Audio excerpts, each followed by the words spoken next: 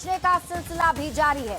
सुबह सुबह सीएम नीतीश कुमार से मिलने पहुंचे संजय झा, ललन सिंह, मंत्री विजय चौधरी, श्याम रजक और चिराग पासवान। इस दौरान चिराग पासवान ने कहा, मुख्यमंत्री नीतीश जी से मुलाकात कर उन्हें बधाई और शुभकामनाएं दी। नीतीश कुमार के नेतृत्व में एनडीए ने ऐतिहासिक जीत हासिल किया है। खुशी इस बात की है कि मुख्यमंत्री जी ने गठबंधन को मजबूती से जोड़कर रखने का काम किया। जो लोग एलजेपी, रामविलास और जेडीयू के बीच भ्रम फैला रहे थे, सिर्फ झूठी अफवाह और गलत नैरेटिव बनाने की कोशिश थी। तो चिराग पासवान की तरफ से आज ये बड़ा बयान भी दिया गया और तस्वीरें आपकी टीवी स्क्रीन पर आपको दिखा रहे हैं। सीएम नीतीश कुमार के आवास पर हलचल कितनी ज्यादा आज सुबह से है, उसकी तस्वीर आप देख ही रहे हैं। दूसरी तस्वीर आप देखिए, यहाँ पर चिराग पासवान जब पहुंचे थे तो मुख्यमंत्री से किस तरीके से मुलाकात हुई। दोनों के चेहरे हंसते हुए, मुस्कुराते हुए नजर आ रहे हैं। फूलों का गुलदस्ता उन्होंने मुख्यमंत्री को भेंट किया। पहले कल तक हम लोग जो है धन्यवाद मतदाता प्रत्येक विधानसभा और जिला में जो है कार्यक्रम करेंगे, सभी मतदाताओं को धन्यवाद देंगे। उसके बाद जो है पांचों दल अपना अलग अलग जो है बैठ करके अपना नेता का चयन करेंगे और फिर एनडीए एक साथ बैठ करके और केंद्रीय नेतृत्व की उपस्थिति में जो है फिर विधायक दल के जो एनडीए के विधायक दल के नेता हैं उनका चयन करेगा। यही एक संवैधानिक प्रक्रिया होता है और इसके बाद जो है शपथ ग्रहण समारोह का तिथि तय किया जाएगा। मुख्यमंत्री जी से मुलाकात कर सिर्फ मुख्यमंत्री जी को बधाई देने, शुभकामनाएं देने आए। जिस तरीके से मुख्यमंत्री नीतीश कुमार जी के नेतृत्व में एनडीए गठबंधन ने एक ऐतिहासिक जीत हासिल करने का काम किया है, ऐसे में उनसे मुलाकात कर लोक जनशक्ति पार्टी रामविलास का एक प्रतिनिधि मंडल उनसे मुलाकात कर उनको से बधाई, शुभकामनाएं देने आया था। खुशी है इस बात की कि मुख्यमंत्री जी ने जिस तरीके से एनडीए गठबंधन के हर एक घटक दल की भूमिका को सराहने का उन्होंने काम किया। मैं तो सबसे पहले आपके चैनल के माध्यम से पूरे बिहार वासियों को, पूरे बिहार के मतदाता मालिकों को मैं उनको उनके प्रति आभार प्रकट करता हूं कि बिहार के लोगों ने जो है सुशासन और विकास पर मुहर लगाई है। हमारे नेता माननीय मुख्यमंत्री नीतीश कुमार जी के जो 20 वर्षों की उपलब्धि है और माननीय प्रधानमंत्री नरेंद्र मोदी जी के और दोनों नेता की करिश्माई जोड़ी पर लोगों ने भरोसा जताया है। जिस तरीके के दावे किए जा रहे थे विपक्ष के जरिए से, सर क्या कहिएगा उनका? विपक्ष तो इसी तरह से दावे करेंगे, कोई विपक्ष के पास कोई मुद्दा ही नहीं था। विपक्ष तो जो जनता जानती है कि कौन लोग काम करने वाले, कौन लोग काम करने वाले नहीं, कौन लोग वोट की राजनीति करते हैं, कौन लोग वोटर के बारे में सोचते हैं। हमारे नेता वोटर के बारे में सोचते हैं। हमारे नेता वोट की राजनीति कभी नहीं की, वोट की चिंता कभी नहीं की। हमारे नेता वोटर की चिंता की कि कैसे खुशहाल होंगे, कैसे उनकी जीवन यापन बेहतर कैसे होगा, उनकी आर्थिक, सामाजिक, शैक्षणिक स्थिति कैसे बेहतर होगा। तो जनता समझती, तो जनता अस्थायी रूप से जो विपक्ष को घर बैठाई। कब तक शपथ ले लिए जाएंगे? नहीं, देखिए ये तो विशेषकर जब हमारे एनडीए घटक दल के नेता बैठेंगे और उस पर निर्णय होगी। तो इस प्रचंड जीत के बाद अब बिहार में नई सरकार की गठन की कवायद तेज हो गई है और ऐसे में नए मंत्रिमंडल पर भी सबकी नजर टिकी रहेगी, क्योंकि इस बार 89 सीट के साथ बीजेपी सबसे बड़ी पार्टी बिहार में है और बीजेपी से महज 4 सीट पीछे है जेडीयू 85 सीटों के साथ। नए मंत्रिमंडल में बीजेपी चाहेगी कि उसे ज्यादा हिस्सा मिले क्योंकि विधायक उनके ज्यादा हैं। बीजेपी ज्यादा विभागों की मांग क्या करेगी, यह बड़ा सवाल है। नए मंत्रिमंडल में क्या बीजेपी को ज्यादा हिस्सा मिलेगा, यह भी बड़ा सवाल है। और सवाल यह भी बन रहा है कि बीजेपी क्या ज्यादा विभागों की मांग कर सकती है। अहम विभाग भी क्या बीजेपी के पास जा सकते हैं, जैसे कि गृह विभाग, वित्त विभाग, उद्योग बीजेपी के पास जाएगा। सड़क, स्वास्थ्य भी बीजेपी के पास ही जाएगा। मौजूदा मंत्रिमंडल में बीजेपी के 21 मंत्री थे, यानी कि अभी भी हैं मौजूदा मंत्रिमंडल में, और जेडीयू के 14 मंत्री।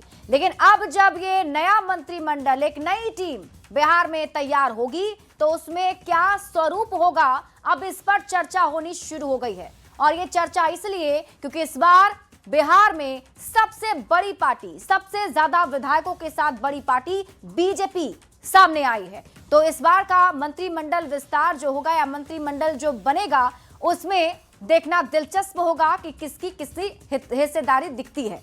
बिहार चुनाव में एनडीए को डबल सेंचुरी वाला बहुमत मिलने के बाद गदगद पीएम मोदी जब कल शाम को कार्यकर्ताओं को संबोधित करने आए तो उन्होंने बिहार में निवेशकों को न्योता दे दिया ताकि औद्योगिक विकास के रास्ते पर बिहार तेजी से आगे बढ़ सके। तो प्रधानमंत्री नरेंद्र मोदी कल जब बीजेपी मुख्यालय पहुंचे थे दिल्ली में तो उस वक्त उन्होंने जय छठी मैया के साथ अपने भाषण की शुरुआत तो की ही और यह भी कहा कि इतना बड़ा मैंडेट बिहार ने देकर गर्दा ही उड़ा दिया और साथ ही साथ मंच से निवेशकों से भी पीएम मोदी ने अपील कर दी कि यह सबसे अच्छा मौका है। बिहार के नौजवानों को बिहार में ही रोजगार मिले, इसके लिए लगातार काम किया जाएगा। बिहार में निवेश आएगा, ये निवेश और ज्यादा नौकरियां लाएगा। बिहार में पर्यटन का विस्तार होगा, दुनिया को बिहार का नया सामर्थ्य दिखेगा। बिहार में हमारे तीर्थों का, आस्था के स्थानों का, हमारी ऐतिहासिक धरोहरों का कायाकल्प होगा। साथियों, मैं आज देश और दुनिया भर के निवेशकों से भी कहूंगा कि बिहार आपके स्वागत के लिए तैयार है।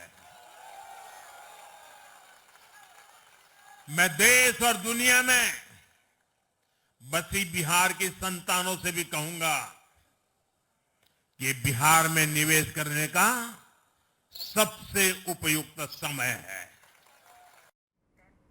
तो विकसित बिहार के लिए पीएम मोदी ने नई सरकार की प्राथमिकता तय कर दी है और ऐसे में अब पीएम मोदी के विजन को जमीन पर उतारने की जिम्मेदारी नई कैबिनेट पर निर्भर करेगी। लिहाजा नई कैबिनेट में अहम विभागों की जिम्मेदारी संभालेंगे, उन पर अच्छा खासा दारोमदार होगा।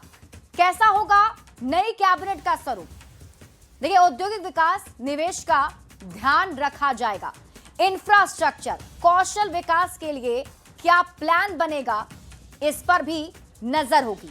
ऐसे विभागों का जिम्मा टेक्नोक्रेट्स या फिर मजबूत चेहरे को वित्त, उद्योग, ऊर्जा विभाग के लिए कौन फिट बैठेगा।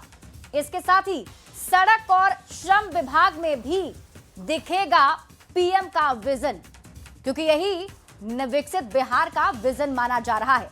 पीएम के विकसित बिहार के विजन को कौन बढ़ाएगा आगे। और इसके साथ ही आपको यह भी बता दें कि प्रधानमंत्री नरेंद्र मोदी ने इस बार बिहार वालों से यही वादा किया है इस चुनाव में और नई कैबिनेट में पीएम के विजन की झलक दिखेगी, जिसमें औद्योगिक विकास और निवेश का खास ख्याल रखा जाएगा।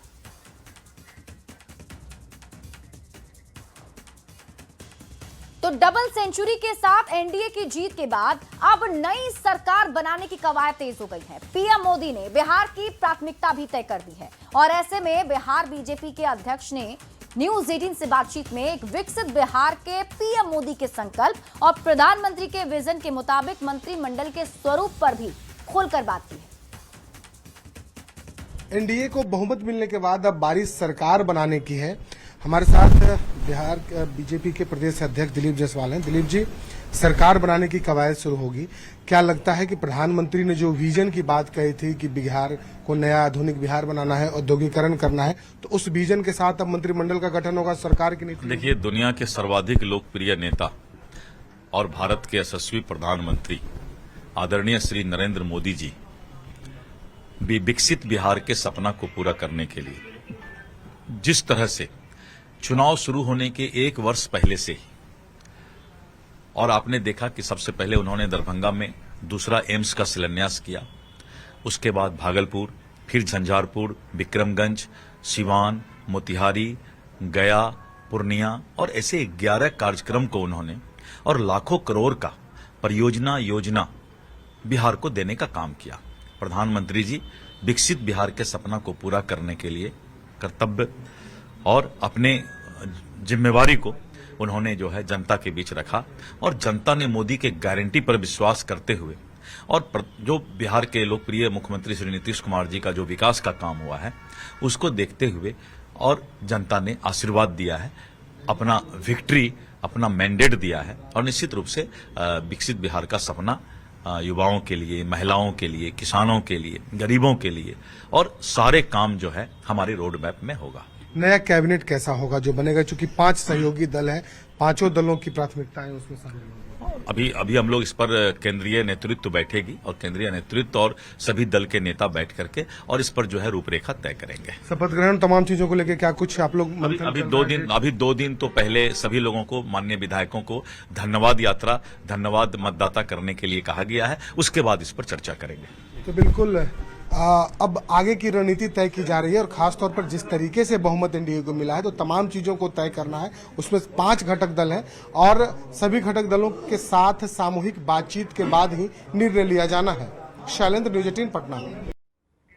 तो बिहार में एनडीए की ऐतिहासिक जीत पर जेडीयू के राष्ट्रीय कार्यकारी अध्यक्ष और संजय झा ने कहा है कि लोगों ने विकास का स्वाद चख लिया है और वे इसे आगे ले जाना चाहते हैं। पिछले 20 सालों में मुख्यमंत्री नीतीश कुमार ने जो काम किया है और प्रधानमंत्री मोदी ने केंद्रीय बजट में बिहार के लिए जो आवंटन किए हैं उससे लोगों का विश्वास अर्जित हुआ है। हमारा मुख्य ध्यान 5 साल में 1 करोड़ रोजगार देने पर होगा, जैसा कि हमने वादा किया है। मुझे लगता है कि लोग सुशासन, सुरक्षा, समृद्धि, next level of development, double engine की सरकार है, उसका यहाँ पर भी उद्योग लगे, यहाँ भी इन्वेस्टर आए, यहाँ पलायन जो एक रहा है उसको कैसे यहाँ पर लोगों को रोजगार मिले, इन सब चीज़ों पर लोगों ने वोट किया है। और मुझे लगता है कि मुख्यमंत्री जी का जो 20 साल का कामकाज था और जिस तरीके से प्रधानमंत्री मोदी जी ने पिछले 2 बजट में बिहार को सहयोग किया, ये सारा चीज़ लोग देख रहा था, उसका एक बड़ा असर इस चुनाव में दिखाई पड़ा। वहीं केंद्रीय मंत्री जितन राम मांझी ने कहा, हम पलायन की समस्या को समझते हैं। प्रधानमंत्री मोदी ने निवेशकों को आमंत्रित किया है ताकि बिहार में युवाओं को रोजगार मिल सके और उन्हें बाहर ना जाना पड़े। इतना बड़ा जनादेश मिला है और प्रधानमंत्री मोदी नीतीश कुमार ने इसे जिम्मेदारी के रूप में लिया है। बिहार के लिए अच्छे दिन आए हैं और बिहार का भविष्य उज्जवल है। आने वाले 5 सालों में बिहार की दिशा और दशा दोनों बदल जाएगी। बड़ी बात यह है कि बिहार के बारे में जो यहाँ पलायन होती है, पलायन की समस्या को समझते हैं। प्रधानमंत्री ने साफ कहा है, निवेशकों को इनवाइट किया है अपने तरफ से कि बिहार में ऐसा वातावरण बन गया है कि अब आप निवेश करें ताकि वहाँ के जो अनएम्प्लॉयड लोग, बच्चे लोग हैं, उसको रोज़गार वहाँ मिल सके और उसको बाहर नहीं जाना पड़ सके। तो ये बहुत बड़ी बात है और इतना बड़ा मैंडेट मिला है उन्हीं की कृपा से और नीतीश कुमार जी की कृपा से, दोनों के काम से मिला है। इस चीज़ को वो लोग एक जवाबदेही के रूप में, जिम्मेदारी के रूप में लिया है। केंद्रीय मंत्री ललन सिंह ने कहा है कि नई सरकार में बिहार के विकास में तेजी आएगी। ललन सिंह ने नीतीश कुमार के सीएम बनने के सवाल पर कहा कि बिहार में मुख्यमंत्री पद की कोई वैकेंसी है ही नहीं, नई सरकार में भी सीएम नीतीश कुमार ही होंगे। हाँ, हमारा जो बिहार लग रहा है, हाँ, वो और विकसित होगा और बिहार विकसित प्रदेश में गिना जाएगा। विकसित प्रदेश के लिए, बिहार को विकसित प्रदेश बनाने के लिए बिहार की जनता ने इतना प्रचंड बहुमत दिया है और यह सरकार आज तक बिहार के विकास पर ध्यान केंद्रित करती रही है। आगे भी इसको पूरी तेज गति से बढ़ाया जाएगा। तो है सर, चेहरा सीएम के फेस के सिर्फ नीतीश कुमार बता तो दिए हैं कि कोई वैकेंसी नहीं है। सर, 3 डिप्टी सीएम की चर्चा हो रही है, इस पे क्या कहेंगे सर?